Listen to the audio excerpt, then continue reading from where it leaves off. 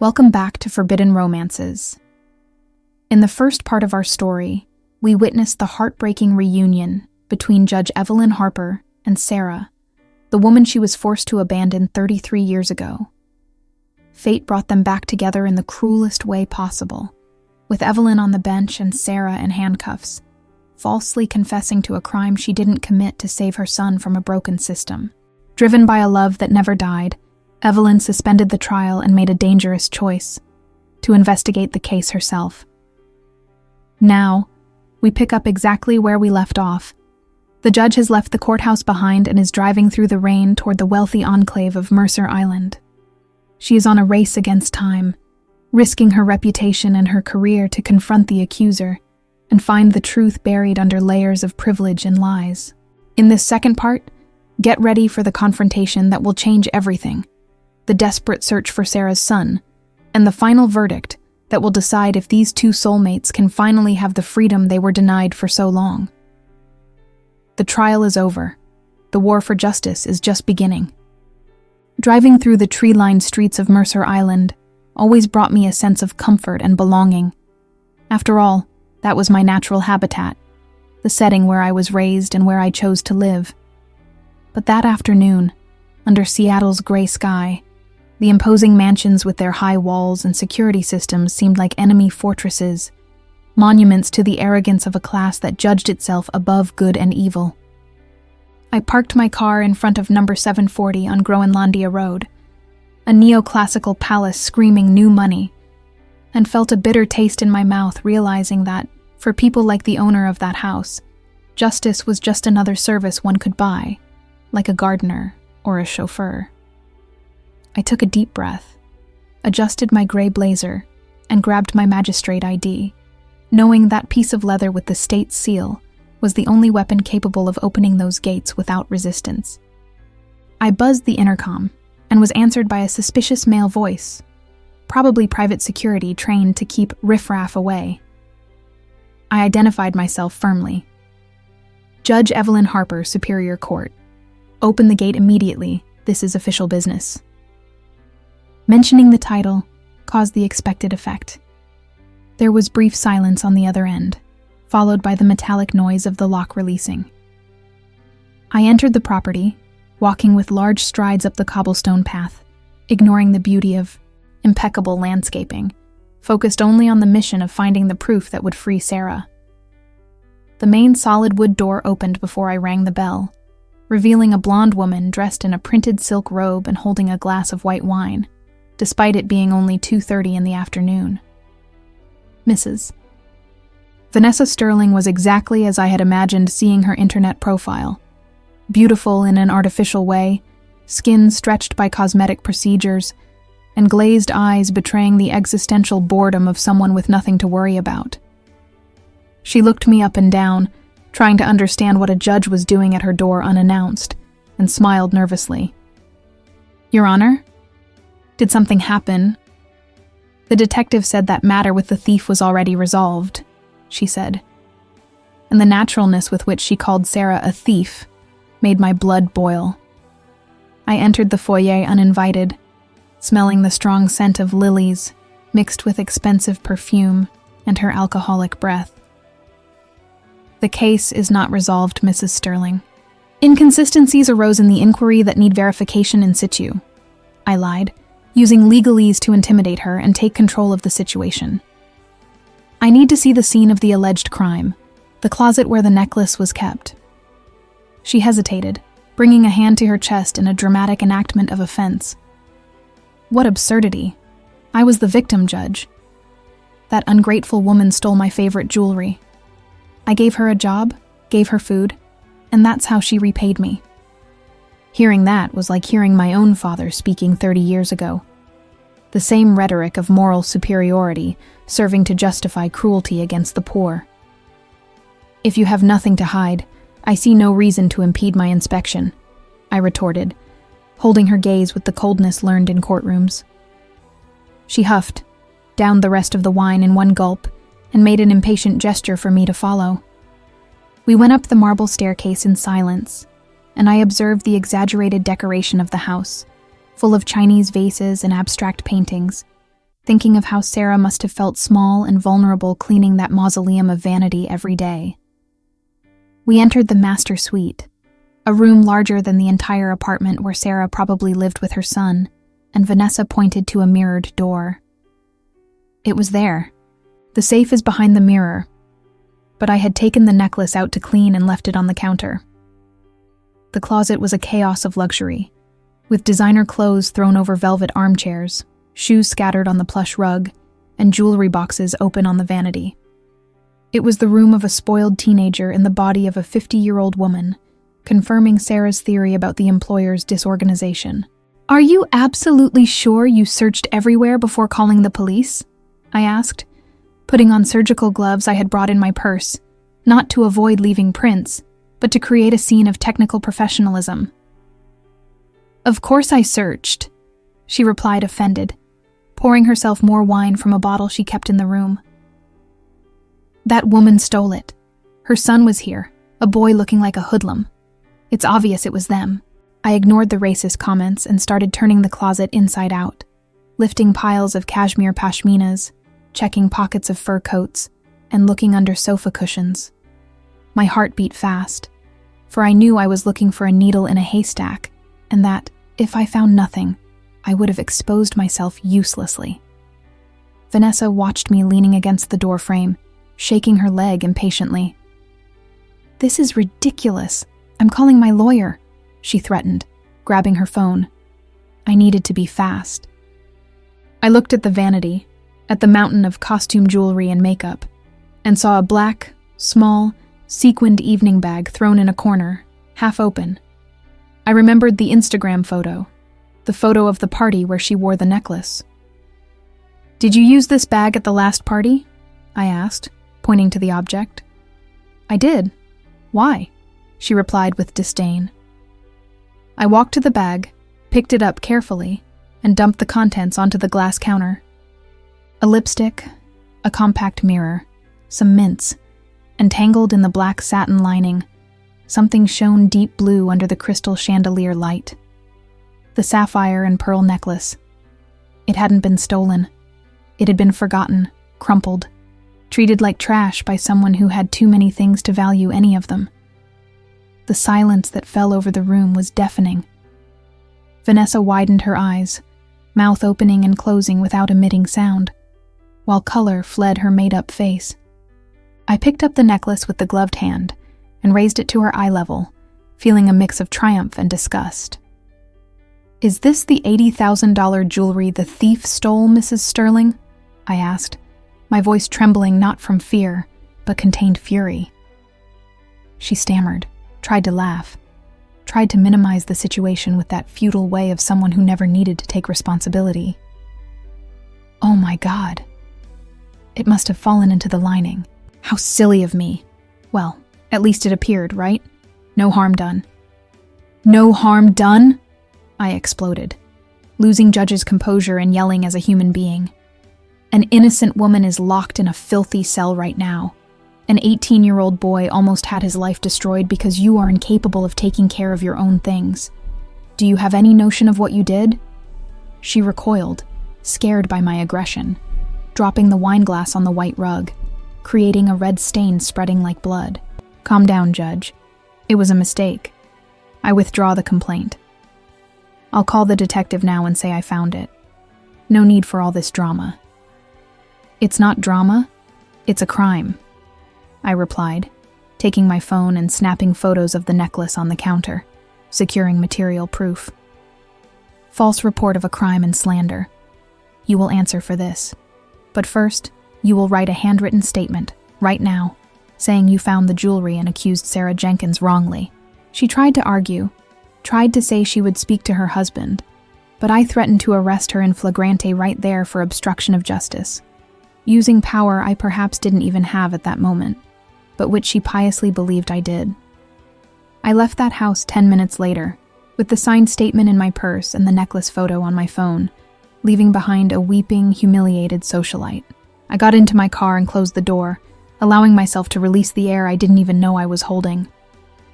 My hands shook on the steering wheel, but this time from adrenaline and relief. I had the key to Sarah's freedom, but the job wasn't complete yet. I needed to find the motive for it all. I needed to find Leo and tell him his mother was a hero, and she was coming home. I started the engine and typed the address of the low-income district into the GPS. The contrast would be brutal, leaving the most expensive square footage in the city for one of the most forgotten. But I didn't care. I was crossing the city, crossing social barriers, and crossing my own fears to gather pieces of this puzzle. The judge had done her part in the mansion. Now, it was the turn of the woman in love to meet the son of the woman she loved. I floored the accelerator, feeling that, for the first time in years, I was driving in the right direction. The city landscape changed drastically through my car window, as if I were traveling to another country without needing a passport. The mirrored buildings and wide sidewalks of Mercer Island were left behind, replaced by irregular exposed brick constructions, tangles of electric wires, and potholed streets where the state's presence was just an urban legend. I parked in front of the noted address, a simple house with a peeling iron gate on a narrow street in South Seattle, and felt dozens of curious eyes on my imported vehicle, a foreign body in that living, pulsating organism of the periphery.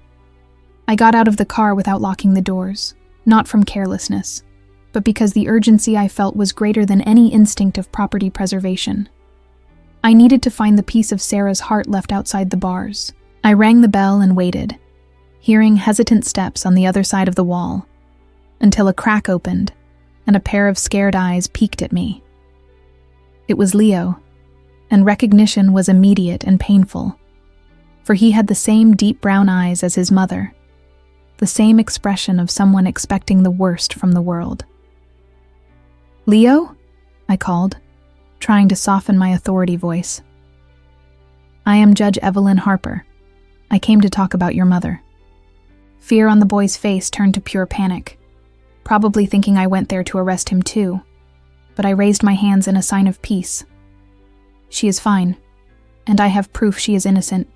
Please let me in." The gate opened slowly, creaking on rusty hinges, and I entered that cemented yard where clothes dried on a makeshift line, feeling like an intruder in the humble intimacy they built. Leo shook visibly, an 18-year-old boy carrying the weight of secular injustice on his back, and I felt an immense urge to hug him, not as a judge, but as someone who loved his mother. "Mrs. Sterling found the necklace." I fired the news bluntly, grabbing my phone and showing the jewelry photo on the marble counter. "Your mother took the blame to protect you, Leo. But it's over. No one is going to touch you, and tomorrow your mother comes home." The boy looked at the phone screen, then at me, and his legs gave way. He sat on an old wooden bench and began to cry, a convulsive, loud cry of someone who held the world on his shoulders for too long. I sat next to him, ignoring dust on my expensive clothes, and put a hand on his shoulder, feeling the thinness and fragility of that boy the system almost ground up.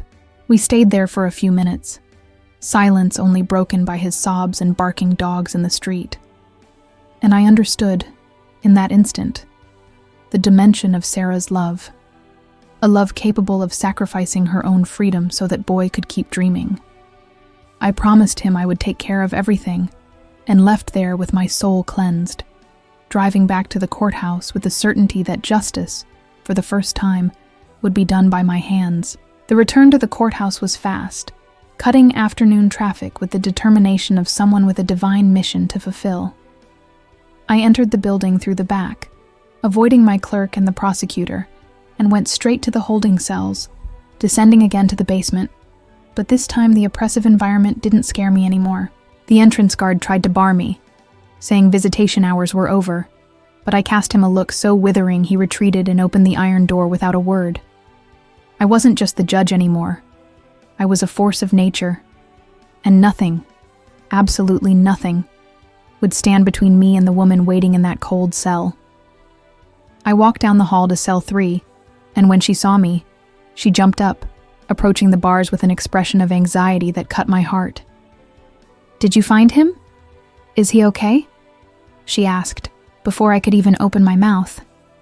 And I smiled, a genuine, tear-filled smile I hadn't given in decades. "He is great, Sarah. I was at your house. He is safe and knows you are getting out." The relief taking over her face was the most beautiful thing I've ever seen. Shoulders relaxed, forehead unwrinkled, and she let out a long sigh, as if she had been out of air since the moment she was arrested. "And Vanessa?" she asked, still with a trace of fear in her voice. I took the crumpled paper with the employer's handwritten statement from my purse and extended it through the bars. "She found the necklace. It was in her purse the whole time. She signed this confessing the mistake." Sarah took the paper with trembling hands, read the words scribbled by the rich woman, and began to cry silently, pressing the sheet against her chest, as if it were a sacred release order.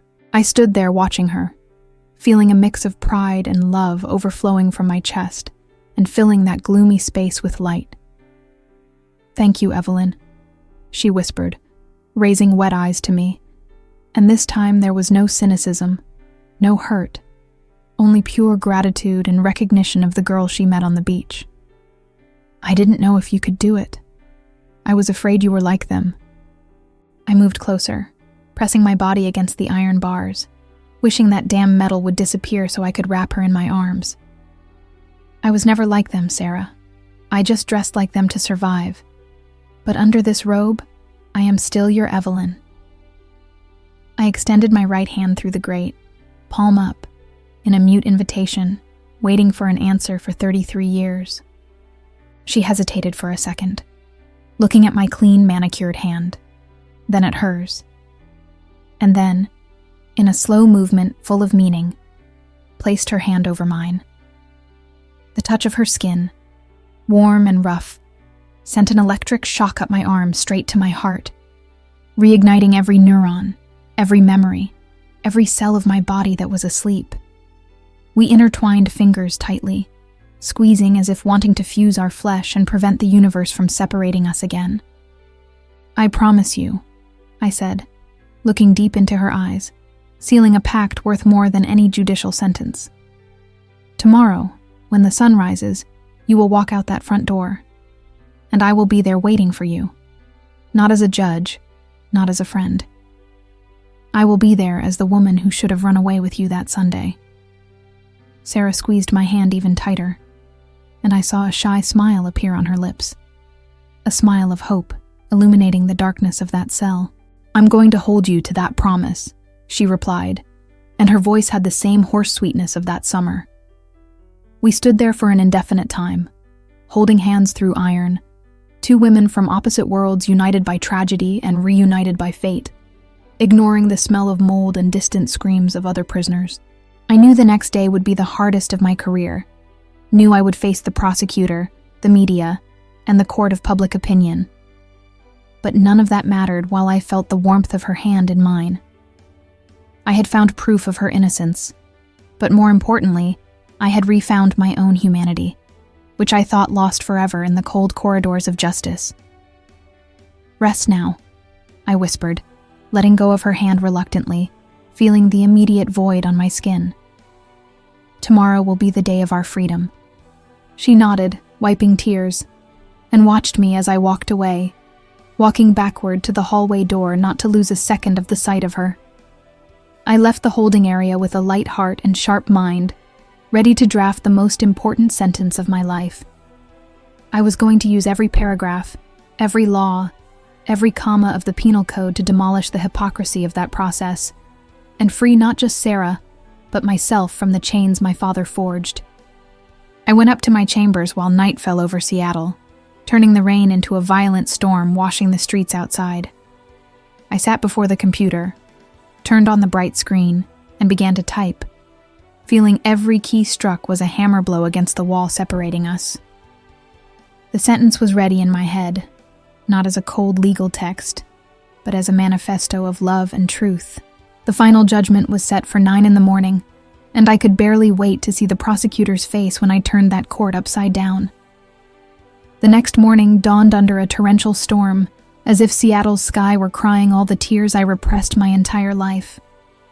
The commute to the courthouse was made under thunder shaking my car windows, a dramatic and perfect soundtrack for the day I planned to implode my career to save my soul. I entered the forum through the private garage, feeling butterflies in my stomach having nothing to do with the building's freezing air conditioning, but rather the dizzying certainty that this would be the last time I made that path as the Honorable Judge Evelyn Harper. Every employee greeting me with deference in the hallways looked like a ghost of a future I was about to abandon, and I responded with brief nods, saving my energy for the final battle. In my chambers, the black robe hung on the rack like a living entity, watching me with silent judgment while I drank my bitter coffee. Wearing that garment was always an act of empowerment, a sacred transformation elevating me above ordinary mortals. But today, placing the heavy fabric over my shoulders, I felt as if wearing a straitjacket. The smell of mothballs and formality emanating from it suffocated me, reminding me of all rules my father forced me to memorize, of all expectations I carried as invisible chains. Today, however, I wouldn't use the robe to hide. I would use it as the final disguise, the Trojan horse allowing me to enter the system and destroy it from inside. When the hearing time arrived, I was informed the courtroom was full, news increasing my anxiety to stratospheric levels. The abrupt interruption the previous day generated gossip in legal corridors, and many colleagues, lawyers, and interns appeared to see if the Iron Lady had really faltered, or if she would return with an even heavier gavel. I took a deep breath, feeling the weight of the Declaration of Innocence signed by Vanessa inside my folder, burning against my chest like a nuclear secret. I had the murder weapon, had the confession of the farce, but still needed to face the gatekeeper, District Attorney Reynolds, awaiting me downstairs with a predator's hunger. I entered the hall, and the murmur ceased instantly, replaced by the familiar and now annoying sound of everyone standing up. I walked to my chair with spine erect, keeping the mask of impassivity glued to my face with Teflon glue. But inside, I trembled like the 15-year-old girl caught dating in the backyard. The prosecutor looked at me with a cynical smile, adjusting glasses on the tip of his nose, and approached the bench with an intimacy that gave me nausea. "I hope your honor is in better health," he whispered, with a tone suggesting he knew my illness was a lie. Society expects a firm answer to this case. Maids who steal employers' trust need an exemplary lesson. His arrogance was the summary of everything rotten in that place. Absolute certainty that law existed to protect power owners and crush the dispossessed. I looked at him, at the imported silk tie and soft hands that never truly worked, and felt contempt so deep I almost spat words back. "Society will have the answer it deserves, Mr. Reynolds," I replied dryly, cutting eye contact and sitting down, leaving him with doubt planted on his furrowed brow. He returned to his table, suspicious, realizing something in my energy had changed, that the predictable, conservative judge had given way to something dangerous and unknown. "Bring the defendant," I ordered, and my heart stopped for a second, awaiting the entrance of the only person who mattered in that room. The side door opened and Sarah entered, handcuffed, escorted by 2 bailiffs, but there was something different in her posture today. She didn't walk head down, dragging feet in shame. She walked chin up, eyes fixed on mine, sustained by the promise I made in the dark cell. The orange uniform was still there, screaming her prisoner condition, but the aura of defeat had vanished, replaced by fragile but luminous hope only we two understood. She sat on the defendant's bench and placed hands on the wood, and I could see, even at a distance, she was trembling slightly. Our gazes crossed, and in that deafening silence, we had a whole conversation without uttering a single syllable. I told her, "Trust me," and she answered, "I am in your hands." Knowing her life, her freedom, and her son's future depended on my courage, at that moment gave me supernatural strength. The strength of a lioness defending her pride, much more powerful than any penal code. The prosecutor stood up to make his closing arguments, an inflamed speech full of pejorative adjectives, painting Sarah as a cold, calculating criminal deserving maximum penalty. He spoke of breach of trust, ingratitude, social danger, using all keywords usually pleasing the frightened middle class. I heard it all as background noise, annoying static from an out-of-tune radio, while my fingers caressed the proof of innocence under my hand. He didn't know, poor thing.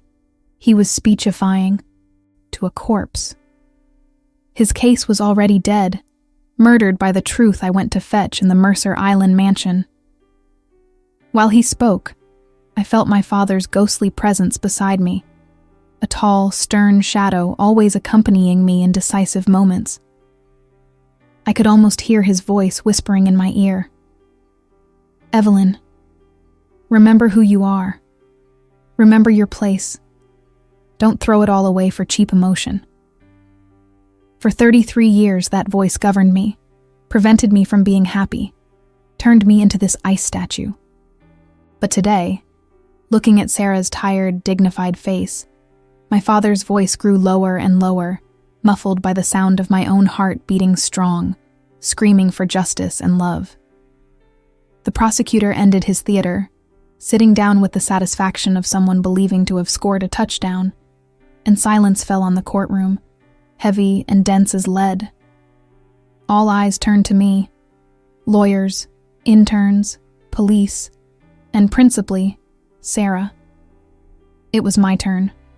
It was the moment to pass sentence. I could feel cold sweat running down my back, could feel pulsing in my temples. But my hands, shaking yesterday, were now steady as rock. I picked up the case folder, opened to the page where the false confession was, and slowly, with the drama the moment required, pulled Vanessa's declaration and the color photo of the necklace from my purse. The sound of paper placed on the table was the only thing heard in the room. I looked at the prosecutor, then the audience, and finally rested my eyes on Sarah, transmitting all the love I couldn't give that lost summer. I wasn't just going to acquit her. I was going to give a humanity lesson to that cold place. I adjusted the microphone, cleared my throat, and began to speak. Not with the stiff, technical voice of always, but with the voice of the woman finally freed from chains. "Justice," I began, my voice echoing clear and powerful, "is represented by a blindfolded woman, not because she shouldn't see who she judges, but because she shouldn't let herself be blinded by the shine of gold or the dirt on the clothes of those asking for help. But, unfortunately, in this court, and in many others, the blindfold has fallen, and we have come to judge not facts, but social classes." I saw the prosecutor's smile disappear, replaced by an expression of confusion and alarm. He knew something was very wrong, that the script had been altered without his consent. But it was too late for him, too late for the system, too late for my father. I had the gavel in hand, and I was about to strike the most important blow of my life. "Before passing sentence on defendant Sarah Jenkins," I continued, feeling adrenaline burn in veins, "I need to pass sentence on this very court and the society feeding it. Criminal case number 4530, accusing Ms. Sarah Jenkins of grand larceny, is not just a judicial error. It is a shameful mirror of our moral bankruptcy as a society," I continued, voice filling every corner of the room with firmness I didn't know I possessed. I raised the white sheet of paper bearing the employer's scribbled confession, holding it high as if it were a torch illuminating the darkness of that tribunal. This court was led into error not by the cunning of a criminal, but by the criminal negligence of those holding financial privilege. The accuser, claiming to be a victim of an $80,000 theft, was in fact victim only of her own disorganization and prejudice. I saw District Attorney Reynolds crane his neck, incredulous, trying to read the document I displayed, while a murmur of shock began spreading through the audience like an electric wave. "The sapphire necklace never left Mrs. Vanessa Sterling's residence," I declared, projecting the jewelry photo on the courtroom screen, an enlarged, sharp image I had sent to the system minutes before. "It was found yesterday by the accuser herself, forgotten inside an evening bag, at the bottom of a closet stuffed with luxuries she can barely count. While this jewel rested safe in velvet, an innocent woman slept on the cold floor of a cell. The silence following was absolute, heavy, broken only by the sound of my own breathing in the microphone. I looked directly at Sarah, and saw tears running freely down her face. No longer tears of fear, but relief, as if every word of mine was taking a brick off the wall imprisoning her. The question everyone must be asking is, why would an innocent person confess? I asked rhetorically, turning to the symbolic jury of that moment. She didn't confess out of guilt. She confessed out of love. She confessed because she knew the justice of men, represented by us, would never believe the word of her son, a young black man, against the word of a rich woman from Mercer Island. I pointed to the defendant's bench, not as someone pointing to a criminal, but someone presenting a war hero. What we have here is not a thief. It is a mother who threw herself in front of state artillery to save her son from certain destruction. Sarah Jenkins accepted being crushed by this system so her son would have the chance at a future denied to him. My voice cracked slightly. Loaded with personal emotion, I tried transforming into public discourse. And we, operators of law, accepted this false confession with frightening ease because it confirmed our deepest prejudices, that poverty is synonymous with criminality. I returned my gaze to the prosecutor, now pale, sunk in his chair, realizing his trophy had turned into a bomb in his lap. Mr. Reynolds, you asked for an exemplary conviction. Well, here it is, but not against the defendant. The exemplary conviction must be against our selective blindness, against the haste to incarcerate those without defense, against the arrogance of thinking truth lives only in penthouses and not in shacks. I was destroying bridges, burning my reputation as a conservative judge, but every phrase spoken was like a gulp of fresh air after 30 years holding breath. Before irrefutable proofs, I bring to the records, obtained in personal diligence performed by this magistrate, I announced, assuming responsibility for breaking investigative protocol. I declare absolute nullity of the defendant's confession and total dismissal of the charge. I grabbed the gold pen, same one I used to sign so many, cold sentences, and signed the release order with force, almost tearing the paper. There is no crime. There is no intent. There is only an injustice we try to repair late. I looked at the clerk, typing frantically, trying to keep up with the speed of my revolutionary speech. Issue the release order immediately. The defendant shall not spend one more minute in state custody. Then, I fixed eyes on Sarah's again, ignoring the crowd, ignoring protocol, speaking woman to woman. Ms. Sarah, in the name of the state, I ask forgiveness. Forgiveness for humiliation, for fear, for blindness. You are free, and your dignity, never truly lost, is publicly restored. Sarah covered her face with hands and sobbed loud, a guttural sound of decompression echoing through the solemn room, causing even bailiffs to lower heads in sign of respect. I wanted to go down there and hug her, wanted to wipe her tears with my kisses, but I still had a last act to fulfill on that stage. I took the wooden gavel, that heavy object symbolizing all power and all loneliness of my life, and raised it in the air. Case dismissed, I uttered, and banged the gavel with a final, definitive crash. The dry sound of wood against wood sounded like a mercy shot to old Evelyn, to the obedient daughter, to the ice judge. That blow didn't just end Sarah's trial, it ended my career, my submission to my father's ghost, my life of appearances. The beat's echo hung in air, vibrating walls, marking end of an era and start of another. The courtroom exploded in conversation. Journalists ran to exits to break news of scandal. Prosecutor gathered papers humiliated and left hurried. But I remained seated for a moment, motionless in middle of chaos, feeling overwhelming peace take over me. I had done the right thing. I had used power given me to save love stolen from me. I looked at Sarah one last time before standing up.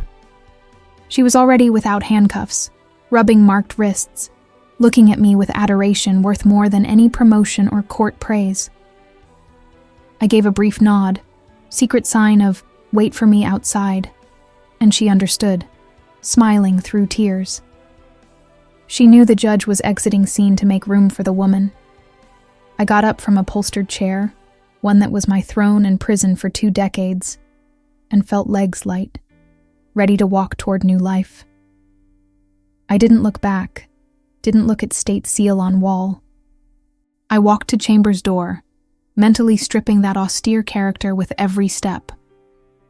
The spectacle of justice had ended. Real life was about to begin. The walk back to my chambers was crossed amidst a gauntlet of astonished stares and scandalized whispers. Court officers, interns, and even other magistrates cleared a path for me as if I were a leper or a vengeful deity, not knowing if they should greet me or call security. The noise of the courtroom in turmoil was left behind as soon as I closed the heavy door of my office, isolating myself again in the silence of that glass aquarium that, for so many years, was my only home. My clerk stood in the middle of the Persian rug, holding the phone that wouldn't stop ringing, pale as a ghost. She tried to say something, stammered about the press and the Chief Justice wanting to speak to me, but I just raised a hand in a gentle "stop" gesture. A gesture asking not for silence, but for peace. "Don't answer it, Claudia," I told her, my voice coming out hoarse but calm. "You can go home. Take the rest of the day off. Take the week if you want. The show is over." She looked at me without understanding, used to my obsessive rigidity with schedules and deadlines, but saw something in my eyes, perhaps the glint of lucid madness, that made her obey without question. She grabbed her purse, murmured an almost inaudible, "Good luck, Judge," and left, leaving me finally alone with ghosts I was about to exorcise. I walked to the dark wood coat rack and removed the robe from my shoulders for the last time. That black fabric, which always seemed to weigh tons, slid off my arms with unexpected lightness, falling onto the chair like the dead skin of a snake that just molted. I stood there, watching that empty garment, the ultimate symbol of everything my father projected for me: authority, respect, fear, loneliness. I felt no sadness nor nostalgia. I felt only the physical relief of someone taking off tight shoes after an endless marathon. Under the robe, I wore only a white silk shirt and tailored pants, clothes of a common woman, clothes of Evelyn, not Your Honor. I sat at the desk, but not to dispatch cases or sign arrest warrants. I took a sheet of letterhead with the state seal, that symbol of power I learned to revere since the cradle, and pulled out my favorite fountain pen. My hand didn't shake.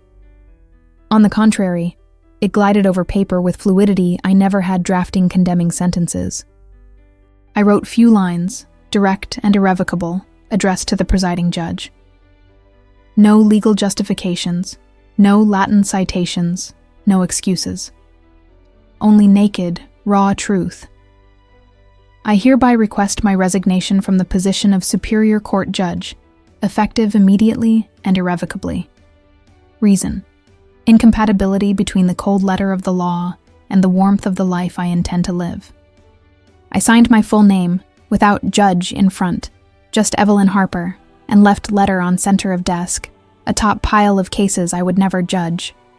I looked around room, at framed diplomas on wall, at law books costing fortunes and nights of sleep, at photo of my father on bookshelf, looking at me with that air of eternal disapproval. "It's over, Dad," I whispered to an animate portrait. "You won for 33 years, but the rest of time left is mine." I took photo and placed it face down, symbolic gesture of closure, silencing his voice inside my head once and for all. I didn't take any cardboard box to carry belongings, didn't take gold pen, didn't take Magistrate of the Year awards, didn't even take silver picture frame. I wanted to leave there light, carrying no trace of that sterile life. Everything I needed fit inside me, my newfound courage and promise of love waiting outside. I took only handbag, with car keys and phone, and took one last look at that luxurious office which now seemed only a dismantled theater set. Turned off light, leaving room in gloom of rainy afternoon, and closed door without looking back, without locking, leaving path free for whoever wanted to occupy that throne of loneliness. I went down service elevator to avoid journalists certainly already infesting main entrance like vultures seeking carrion. Ride to ground floor seemed to last eternity. Every floor descended representing layer of social protection I was voluntarily abandoning. When doors opened at building's side exit, damp, cold Seattle air hit my face, loaded with pollution and noise. But to me, that was sweetest smell in world. Smell of real freedom. No air conditioning, no filters, no protection. Rain had diminished to fine, persistent drizzle, kind wetting without noticing, typical of city. I walked along wet sidewalk, ignoring water-ruining expensive shoes, rounding imposing courthouse building until arriving at side where gate for released defendants was. It was ugly place, with graffiti walls and high fences, brutal contrast with judge's marble entrance.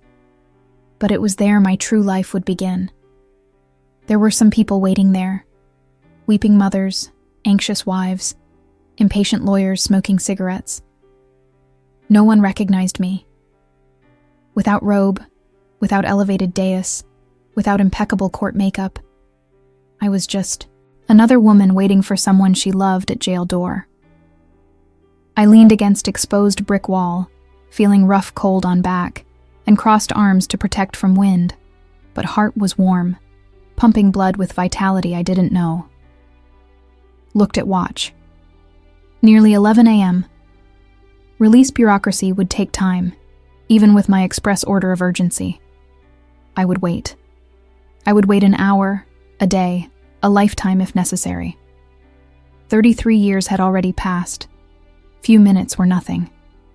I kept watching gray iron gate, imagining moment it would open, mentally rehearsing what I'd say, how I'd act. Would she still want me now I had no power? Would our connection survive daylight, outside courtroom drama? Doubts tried invading mind, old habits of insecurity, but I expelled them quickly. Remembered touch of her hand on mine through bars, her look in court when I defended her. No room for doubt. What existed between us survived time, distance, prejudice, and prison. It was unbreakable. Took deep breath, tasting rain on lips, and smiled alone on sidewalk. Unemployed, love-struck ex-judge waiting for woman of her life to leave jail. Never felt so rich. Sound of buzzer rang inside, and small pedestrian gate, embedded in large gate, made metallic unlocking noise. Whole body tensed, eyes fixed on opening crack. Man came out first, hugging woman who screamed with joy. Then, young man. And then, I saw shine of that hair, now loose, moving with wind. Heart stopped and returned beating frenetic rhythm. It was her. Sarah walked through the iron gate, holding only a clear plastic bag with her few personal belongings, dressed in the same faded jeans and simple white t-shirt she wore the day of her arrest. She looked smaller than I remembered, perhaps because sudden freedom scares as much as imprisonment, or perhaps because the weight of injustice had compacted her proud posture. She stopped on the wet sidewalk, blinking against the gray daylight, like an animal that spent too much time in the dark, relearning to see the world's colors. She looked around, searching for a familiar face, a direction, anything telling her where to go now that handcuffs were removed. I pushed off the wall and took a step forward, leaving the shadow into her field of vision. When her eyes finally met mine, I saw a complex mix of shock and relief cross her face, as if she still doubted I would truly be there, fulfilling the promise made at dawn. She stopped breathing for a second, mouth slightly open, and dropped the plastic bag on the wet ground, completely ignoring material goods before the presence of the only thing that really mattered. We didn't run to each other like in exaggerated romantic movies. We approached slowly, with the caution of two survivors stepping on sacred unknown ground. The fine rain falling on us served as a baptism, washing away remnants of court and prison, leaving just two 48-year-old women face to face on dirty downtown Seattle sidewalk. I stopped half a meter from her, close enough to feel heat emanating from her body, but respecting space of someone just regaining autonomy over own skin, could see every detail of her face now, without glass or bar barrier. Fine lines around eyes, small scar on chin. I kissed so many times in adolescence, and intensity of that brown gaze that was always my magnetic north. "You came," she said, voice choked, hoarse whisper almost carried away by traffic noise on nearby avenue. Wasn't question, was amazed observation, as if fact I was there defied all laws of logic life taught her. "I said I would," I replied, voice sounding strangely calm, devoid of artificial authority used in forum. "I will never break a promise made to you again, Sarah. Never again." She looked at my clothes, at silk shirt now sticking to skin from humidity, at designer shoes stained with mud, and frowned, confused.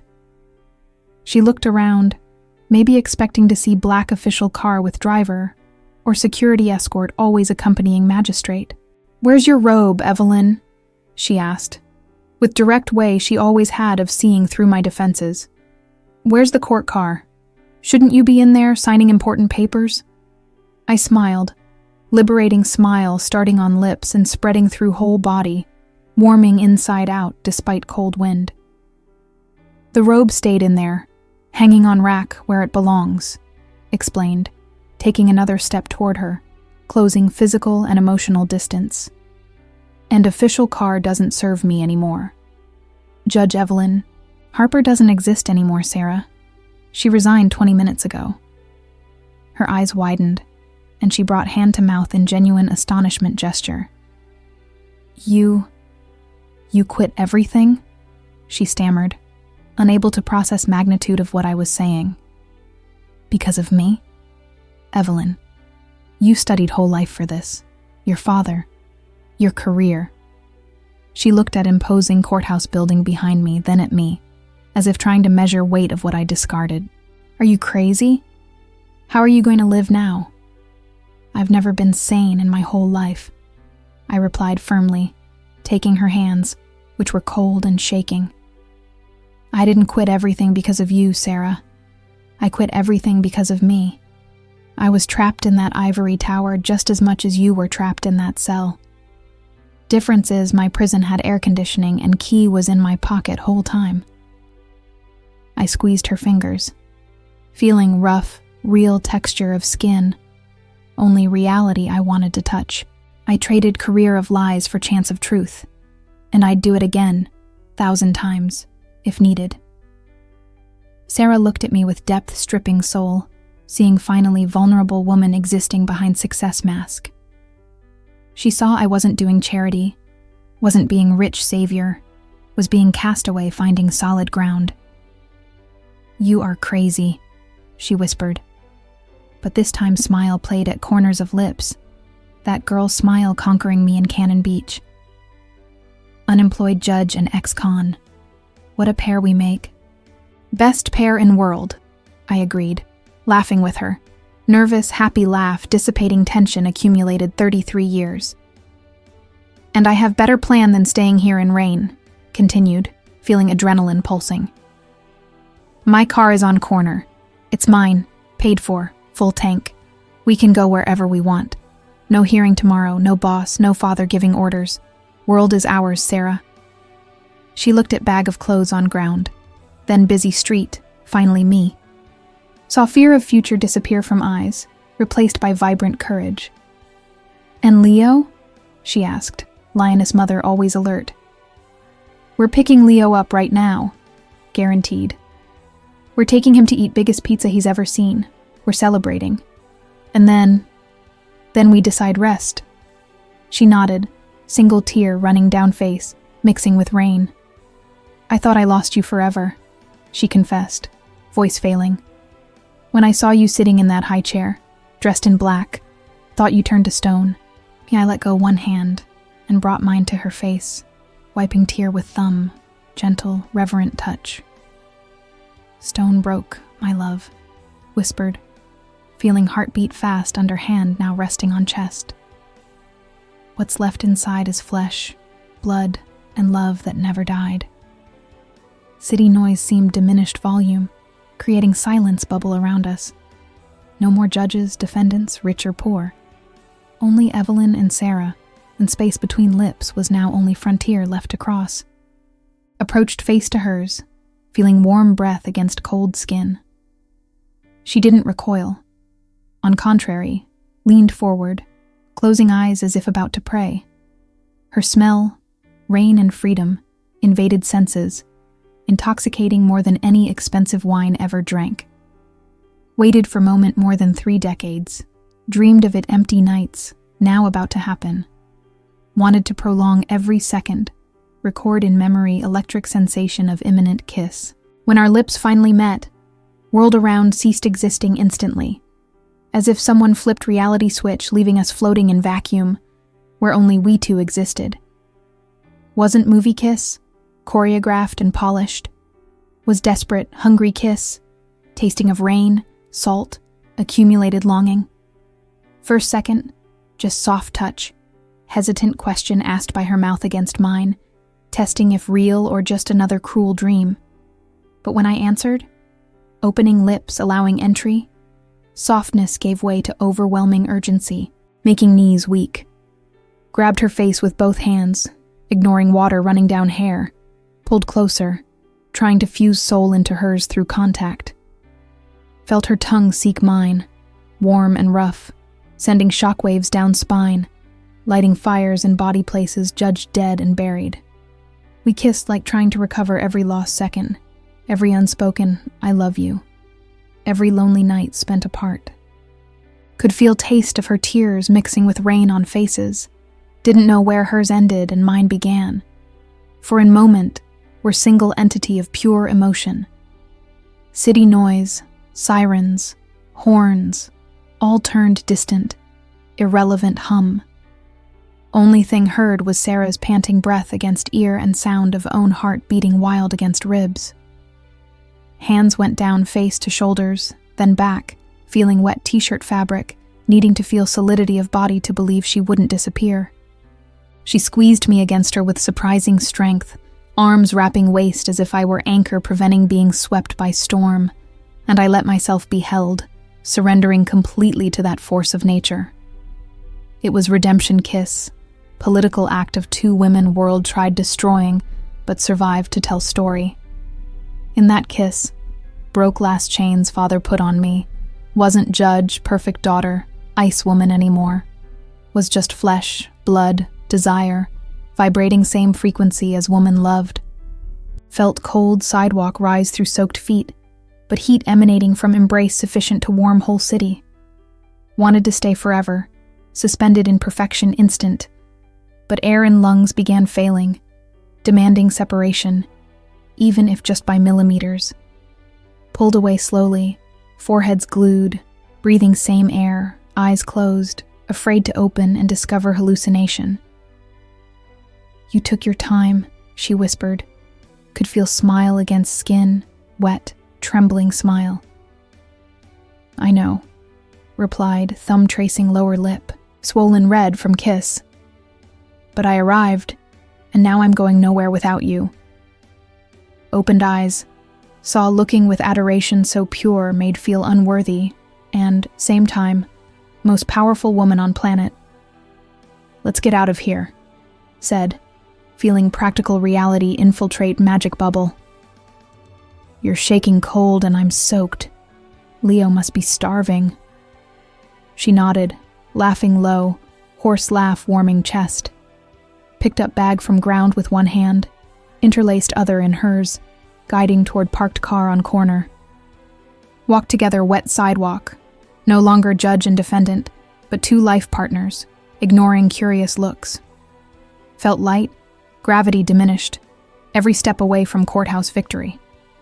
Arrived at car, black armored sedan used to be status symbol in isolation, now getaway carriage. Unlocked doors, open passenger side for her, chivalry gesture making her smile shyly. "Madame Carr," she joked, hand on beige leather seat before sitting, hesitant to soil impeccable interior with wet clothes. "It's, just a car, Sarah," replied, closing door, rounding to take wheel. "And now, it's our car." Entered vehicle, closed door. Isolating noise and outside world. Silence inside cabin intimate, charged with static. Turned engine, heater max. Feeling warm air circulate. Thaw bodies. Looked at passenger seat, seeing hands through wet hair, trying composure. Felt love wave so strong eyes watered again. Reached hand, held hers over gear shift, squeezing gently. Ready for first day of rest of lives? Asked. Ready, she replied, squeezing back, looking ahead, windshield wipers working rhythmic, cleaning future vision. Let's get my son. Shifted gear, accelerated, leaving behind gray courthouse, jail, past, pain, loneliness. Drove Seattle streets with freedom sensation never experienced, even exotic travels. City seemed different now, more alive, colorful, seeing through love lens, not law lens. Stopped at Leo's favorite pizza place, bought 2 giant pizzas, soda, laughing like teenagers, choosing toppings. Arriving at house in periphery, hug between mother and son, most beautiful scene witnessed. Being included in hug, accepted by boy helped save, was true absolution. 8 sitting on small living room floor, laughing, crying, planning future. First time no script, no predefined rules. That night, slept same simple house. Me, always sleeping Egyptian thread sheets luxury apartment. Never slept better on old sofa bed, hearing Sarah's calm breathing in next room. Before sleep, she came to room, sat sofa edge, gave goodnight kiss on forehead, chaste kiss full promises. Thank you saving me, Evelyn, whispered. I didn't save you, replied, holding hand in dark. We saved each other. Fell asleep, certain life gave rare, precious second chance. Didn't know what we'd do next day, pay bills when savings gone, what people say. Honestly, didn't give damn. Had Sarah, freedom, heart beating strong, rest and vent on way. Storm passed, sun, felt, about to rise brighter than ever. Maybe place far away, where blue sea meets blue sky. They say Italian light has different quality, golden clarity, not just illuminating, but healing. Used to think rhetoric travel guides, cheap poetry. Now sitting suspended terrace over Tyrrhenian sea, intense smell Sicilian lemon, salt-filling lungs, understand purest truth. Exactly 1 year since left robe hanging on rack Seattle. 365 days enough wash every gram, gray covering soul. Here, no, Your Honor, no defendant, no doctor. Just Evelyn, woman learned laugh loud without covering mouth. And Sarah, woman learned trust tomorrow will be kind. Looked at balcony railing, Sarah leaning observing fishing boats down deep blue Mediterranean. Afternoon sun hit hair, longer, lightened naturally European summer, creating halo making look pagan goddess freedom. Wore white linen dress, loose, light, dancing warm breeze, so different coarse humiliating orange. Uniform marking reunion.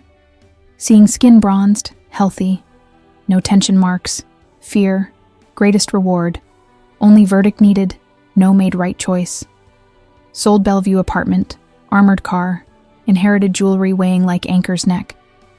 Used money not accumulate things, buy time, experiences, fund Leo's college back in States, bring us here, refuge no one knows past.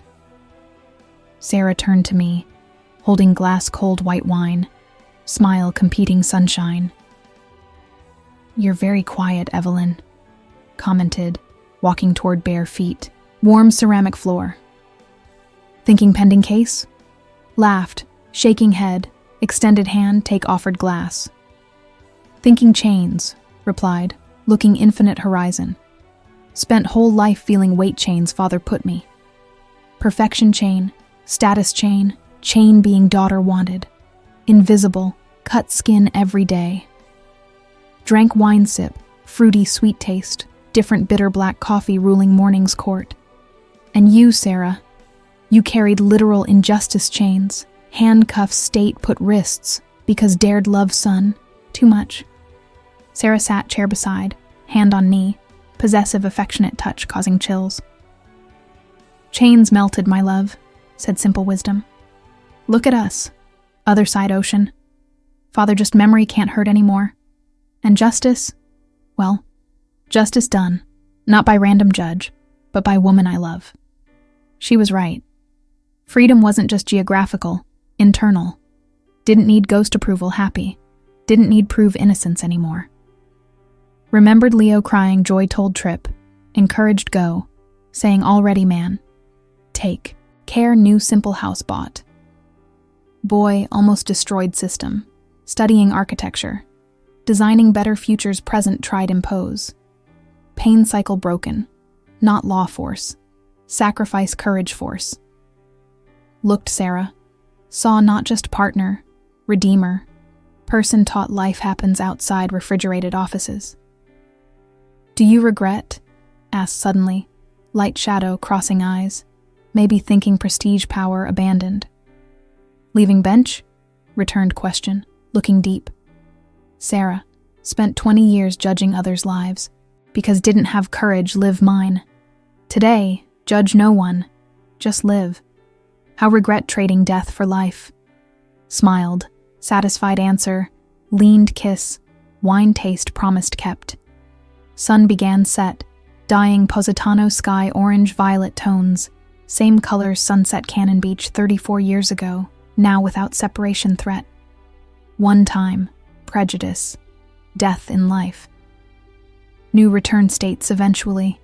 Routine, bills, common challenges, nothing scared. Had rarest thing world. Second chance grabbed tooth nail. "No. What think?" said breaking comfortable silence. "Think final verdict story not given that court." Sarah arched eyebrow, curious. "Oh yeah? Where given, Your Honor?" Held hand, intertwined fingers, raised united hands against setting sun, showing simple gold bands bought local market. "Given here now," replied, feeling heart overflow absolute peace. "Verdict is, sentenced perpetual happiness, no parole." Sarah laughed, hoarse wonderful sound loved, toasted glasses, celebrating end sentences, beginning eternity, past foreign country not visiting anymore, future hours, vast blue like sea ahead. Thus, free all chains, finally began live. Thank you for following this journey of freedom and love with us. If this story touched your heart, leave your like and subscribe not to lose the next forbidden romances.